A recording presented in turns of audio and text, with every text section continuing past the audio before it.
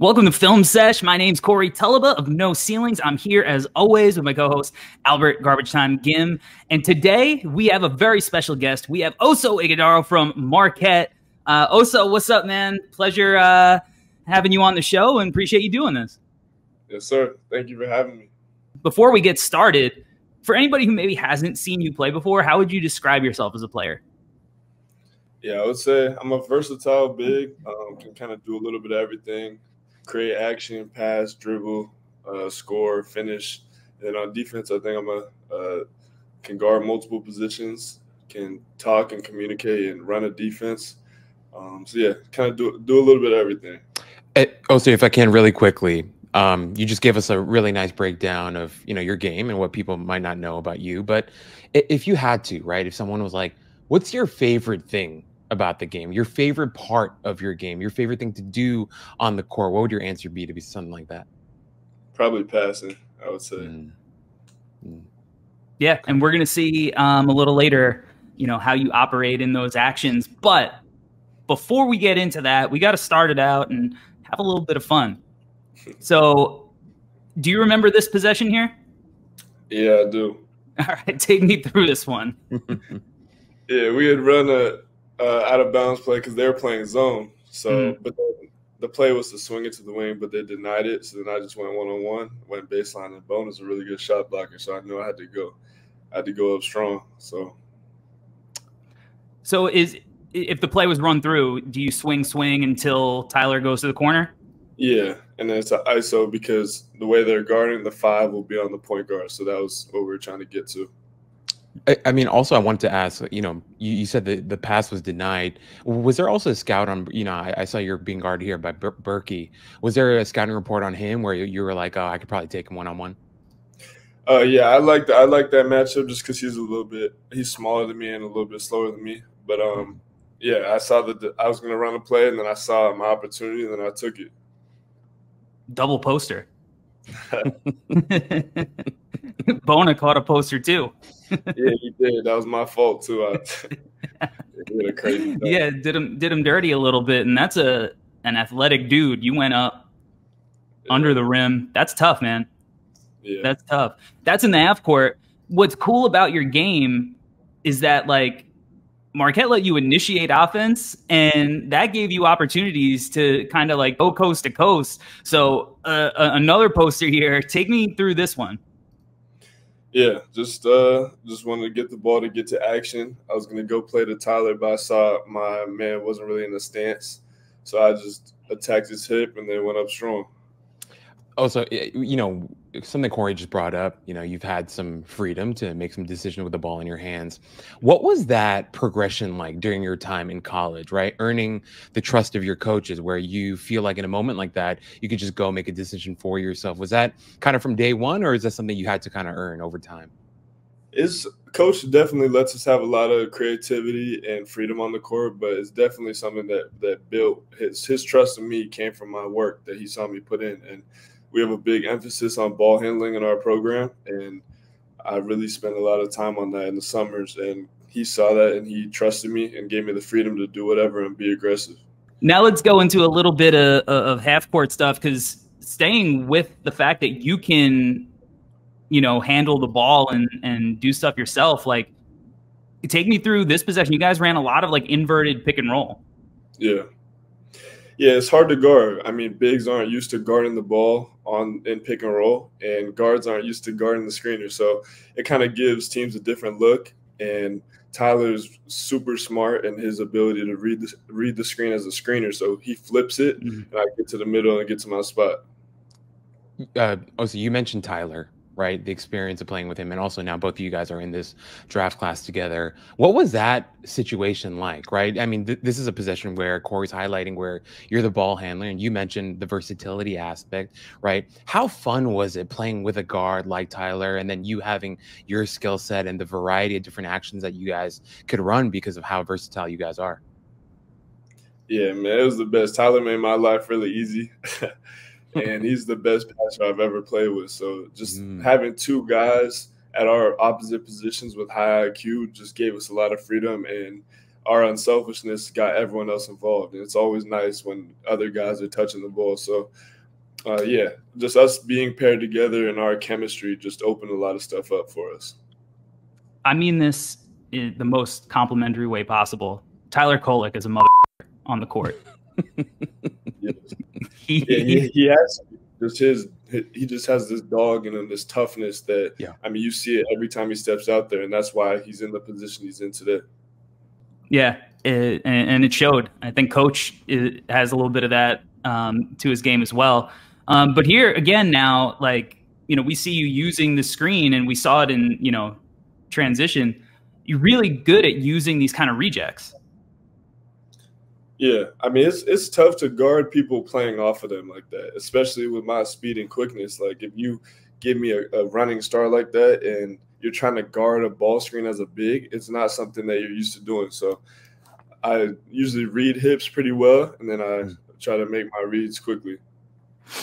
Yeah, nice little finish. And, you know, normally we kind of go like through like skill by skill, we'll go like finishing, shooting, but you're like such a unique prospect that I think it makes sense to kind of bounce around a little bit, because you being able to run these like inverted pick and rolls, now you become the playmaker too. And you talk about your passing and how that's your, you know, your favorite thing that you do. Now you're running like ball screens. So take me through like what you're reading from the defenses when you're in these kind of scenarios. Yeah, I come off, and if they mess up the coverage, I try to attack the rim, and then from there, I'm just reading the rest of the defense. I see they're too deep. They're the help defender's standing in the paint, so I just pass it to Trey on the wing, and he missed that shot. But all of our guys on our team are capable and good shooters, and they shoot every time they're open. So that's one of the strengths we have.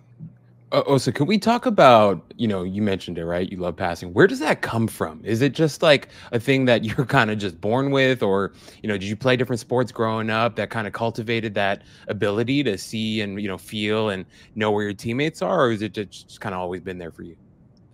I don't know. I think it's definitely a feel thing, but I think I grew up watching LeBron all the time, and just his ability to get guys involved and dominate the game in multiple different ways. And I really like that. So I think that's definitely where it comes from. But I think the passing, the reads is definitely just a feel thing. Left hand, live dribble on a rope. Good role model. Pretty sick. Shout out Mark Dixon. We work on all those passes. Shout out. Now, was DePaul, like, did they like to kind of like ice you guys sideline?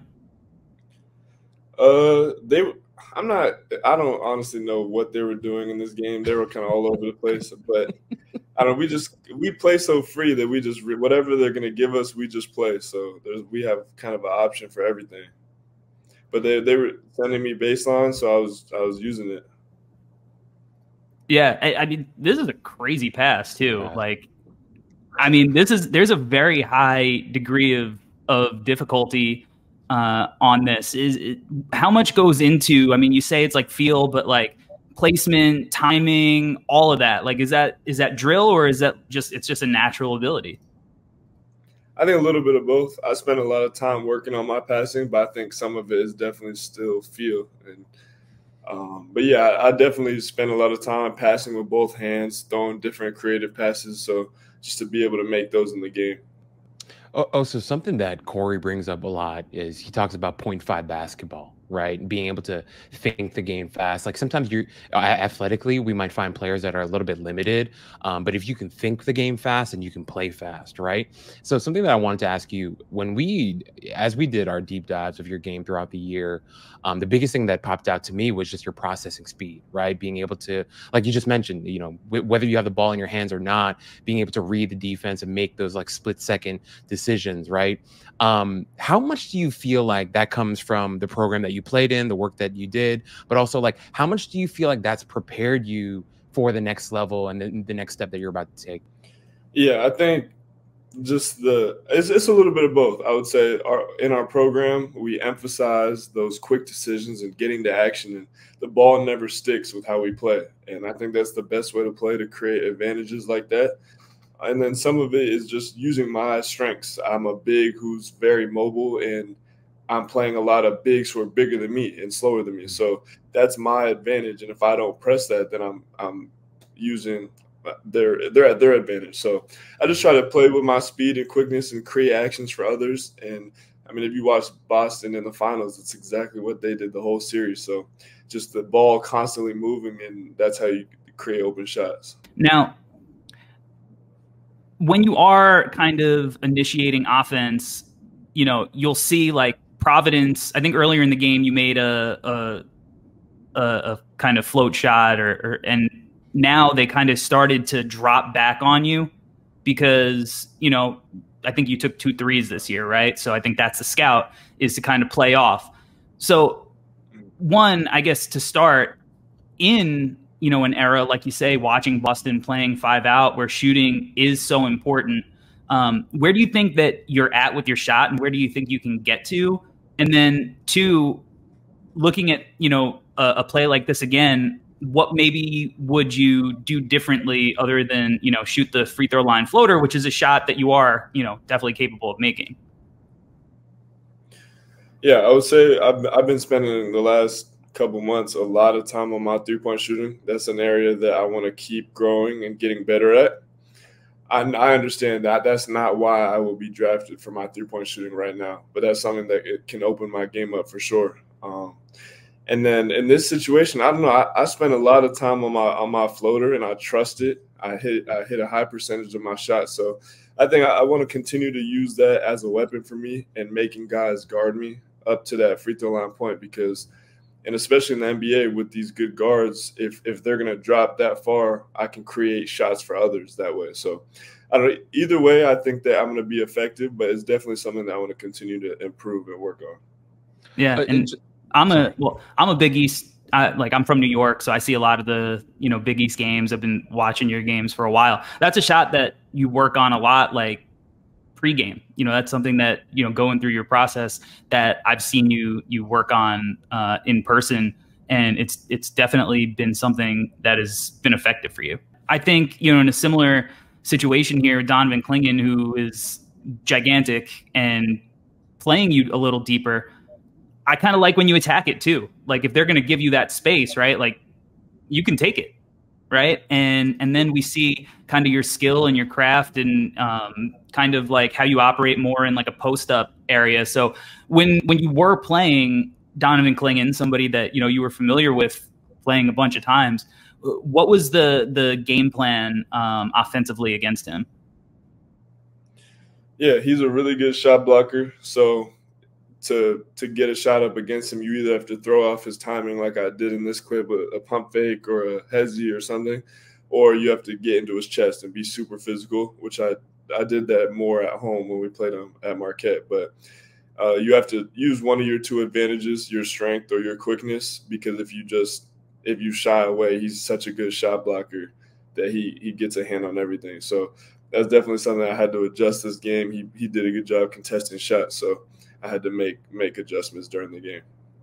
Yeah, and I think you're spot on there. Like talking about the physicality with him, and how you kind of do have to attack that, because here, you know, you tried kind of going into him, but I guess he kind of like had shifted, and you could see, you know, you don't get the shot to drop there because he's still able to get a contest on this possession. But then on this one, like you said, at home, you look at that, right? Dip that shoulder and move him away. So I feel like you got stronger from last year to this year. How much has the weight room played a part in, you know, being able to, you know, make moves like this?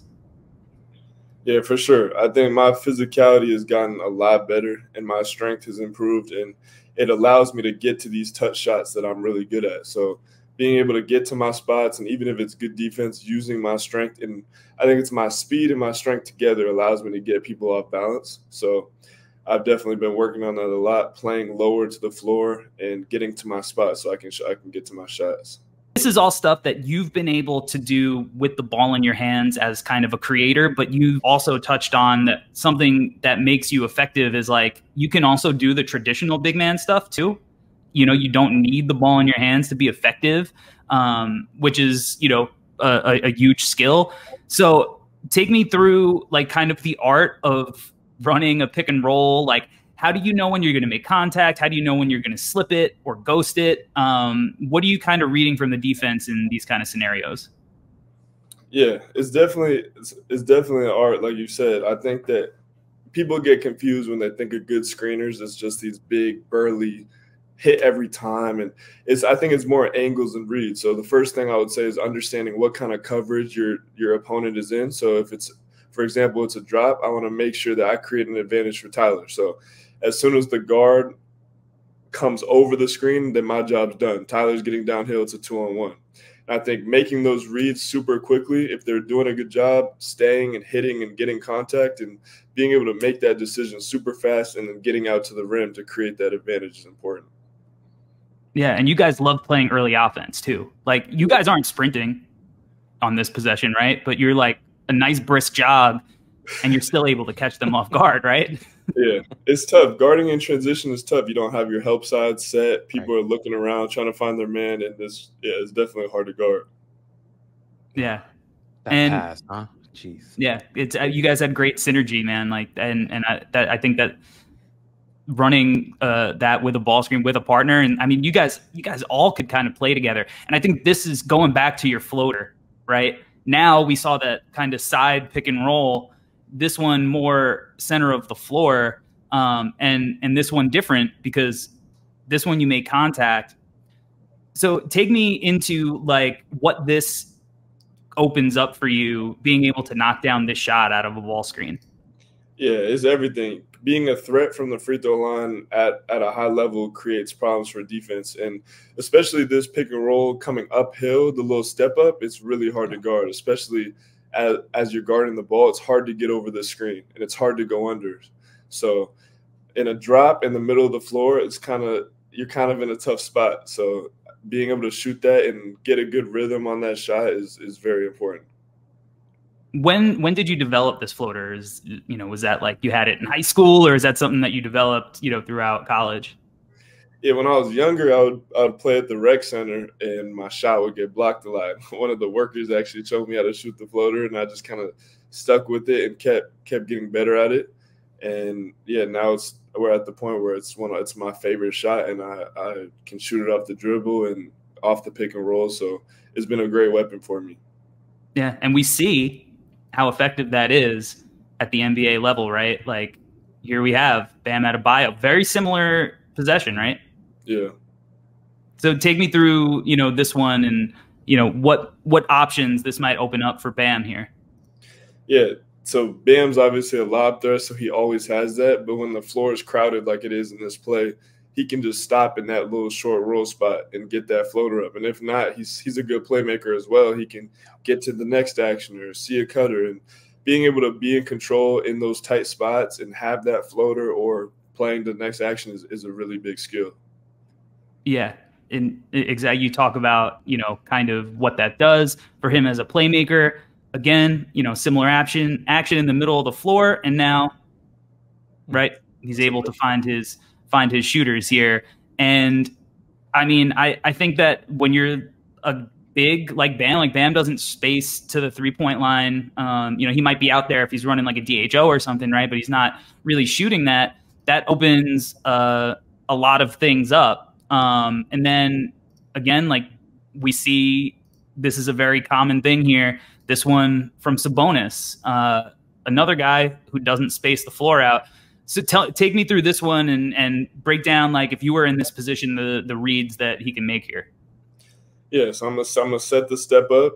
We get 2 on the ball, so I'm gonna slip just like he did, and it's gonna be a mismatch, 4-on-3. So the strong side's probably not gonna help, or that's an easy read. And then you read this bottom defender where he goes. It's either going to be a dunk or it's a 2-on-1 on this side. So you just have to read, maybe use your eyes or a no look or a pass fake to move that defender a little bit. And then it's the NBA. All these guys are really good shooters. So it's really, really hard to guard that. Yeah, that high tag, and now they're both in the paint. And I show those 2 possessions because this is something that you're really good at, right? Like, take me through this possession and how you're able to get is that Cam an open shot or is that Chase? Yeah, it's Chase. Yeah, I think honestly the most important is catching the ball under control and not running the bottom defender down over. I was going to say that in the BAM clip, that's such a small skill, being able to catch the ball under control, not travel, not run someone over, and then read the defense from there. So just having guys in the right spot, like Chase is always in the right spot, and being able to make the reads is a good skill to have. So when we're talking about making these reads, right, of course, reps are a part of it, but can you talk to us the importance of film work, how much that's been a big part of your game and your development? Yeah, for sure. Just understanding how players are going to move and how defenses are going to move on the floor is super important. So you don't have to think in these spots. Like I know Chase is going to that strong side now, and I know it's going to be a 2-on-1 on that side. So having that feel before the play even starts allows you to make your reads and decisions quicker. So that one, you're in control. You hit that short roll area. This one, a little different, but Albert brought it up before, that kind of 0.5 quick processing. Take me through this one. Was Tyler trying to throw you a lob? Yeah, he might have. I don't know what the lob was there, but I came down with it because they did a good job kind of baiting him into that pass. So I came down with it, and then the first read would be try to shoot the hook, but I saw someone come help down, and that's a quick read right there. Yeah, are you just feeling behind? Because I mean, like you're midair, like. Yeah, you can. I don't know. It's kind of a feeling you get, just natural rotations, how people will come help, and especially if it looks like a bad pass, it looks like a loose ball, guys are going to kind of swarm to the ball. So you kind of have to feel that and feel when traps and stuff are coming. Yeah, because you time it perfectly, and like because everybody sunk in that gravity that you had at the rim, like. You could have passed it to anybody on the court and they were open for a jumper, but being able to kind of handle that like pressure, like I know it's natural, but not making those quick reads. Like, we see it here, like 3 guys swarm Sabonis and he's still able to calmly make that read, right? The patience he has in that moment, and that's not easy. When you catch it like that and you feel hands and you feel pressure, it's not always easy to make the right pass, but you just have to trust yourself and trust that your teammates are going to be in the right spot. 100%. Now, going kind of away from ball screens for a minute, similar actions, but you guys ran and you were really good in like these just, basic DHOs here. So this one's simple, right? Steph Castle, he's going to go under. So it's just like a little pitch, and that's a shot that you'll take every single day. But take me through this one here when guys are now going to be chasing over the screen. Yeah, the biggest thing is just creating that angle. So I'm too high initially, so I'd have to jump down underneath the defender to force them to go over. Because if you just go under all day, that you don't create an advantage. So I create that angle, and then drop coverage. I don't know. I'm not the biggest fan of drop coverage. But I think as soon as they go over, it's a 2-on-1. So having a guard like Tyler being able to make that read, it gets super easy at that point. And we haven't even really mentioned it like fully. We talked about like posters. Tyler could just throw it up to you and like you'll go get it. Yeah, Tyler's a great passer. The lobs, he's definitely got a lot better throwing the lobs because he's never played with someone who can catch lobs before. So we've definitely grown in that chemistry over the last couple of years. Do you think you're an underrated athlete? I think so, for sure. Yeah, because I think that when people think of your game, they think skill-based first. But what I like about your bounce is you like get up quick. Like you're not just high, like you leap. You get off your feet really quick. Is that like agility training that you do, or have you just always had kind of like pogo sticks? I think it's a little bit of both. I think obviously naturally guys are going to be athletic, but I take a lot of pride in the weight room, spend a lot of time in there. And I think my strength and agility are both something that is underrated about my game. I think that I'm a lot stronger than I look, and I think I'm a lot more athletic than I may look. Yeah, you get right up, and that's nice. Keep showing that athleticism. I like this because this is like kind of like a keeper on this one, like, but you just make such a quick decision here. So take me through like what you're reading on this one that, you know, like instead of letting it play out, you go right to the rack. Yeah, that's what I was talking about before with understanding coverages and understanding tendencies to switch and do different things. And when you know a team's switching everything, now this is the weakness of switching, like that in between space. So you can get that quick keeper and attack that indecision or miscommunication between teammates. Yeah, and when you miscommunicate there, you end up on another double poster. You know, we're gonna have to get you to sign it so we can put that up on the screen. But, you know, that's how you've kind of been able to be effective, you know, as a scorer or helping guys, you know, get open looks. But I love the passing here. Like it's kind of like these are ballsy passes that you make up at the top of the key. This is kind of a lot that NBA style offense that we talk about. And look at that window. Take me through what goes into the synergy between all of your guys and feeling confident and trusting that the guys are going to be there. Yeah, playing with me was for such a long time. They know I'm always looking to throw that pass. And then again, you go back to a switching team, and that's the weakness. So, and we have really good cutters on our team. They do a great job selling it and setting up their cuts. So it's an easy read for me. Look at that ball movement. Yeah. Oh, you guys are touching the rock. How much does that unselfishness help you guys play freely and just make things fun on the court? Yeah, it's like if you look at this play, like if you watch Ben on this possession, like he doesn't score, he doesn't get an assist, but look what he gets the ball here, doesn't stick, throws it right up. Now he gets it, now he cuts, creates like all that little stuff is so unselfish, and people don't appreciate that little stuff that creates opening and creates movement. So I don't know, we have a bunch of guys on our team who are bought into what we do, and they do it at a high level. I think whether it's this play, the system that you guys ran, or kind of who you are, I think one of the big topics we've talked about so far is selflessness. And I think, you know, being a part of that team concept. Also, where does that selflessness come from you? Was that, once again, is that a product of the team that you played on, or has that always been a part of you as well? I think that's how I was raised, and that's just who I am. And I think that our coaching staff did a great job recruiting high character guys who are all about the right stuff. So we have really bought into what coach has preached and our way of doing things, and it's worked for us. Now, kind of similar, you know, Bam's another guy who can make these kind of read and react kind of passes. So take me through what he's got going, what Miami has going on here, and all the different options that he might have as a passer there. Yeah, Bam's probably my favorite player to watch. So they have a little flare screen, and they switch it.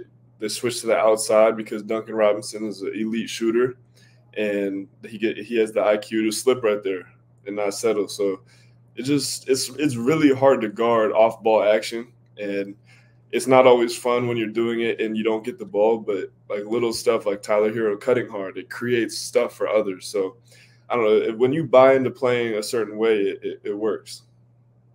Absolutely. Creating easy looks, you know, don't have to dribble the air out of the ball to get good stuff like that. Now, final clip that we're going to play here, just take me through all of this and kind of this moment here and how fun it was. Do you remember this one? Yeah. Take me through it.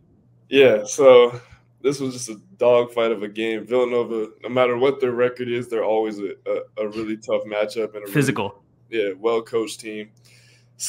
So we've been practicing this play for 3 years, and we've never ran it. And they switched Cam. It didn't count, unfortunately, but that was such a great play. Job and Cam did a great job setting it.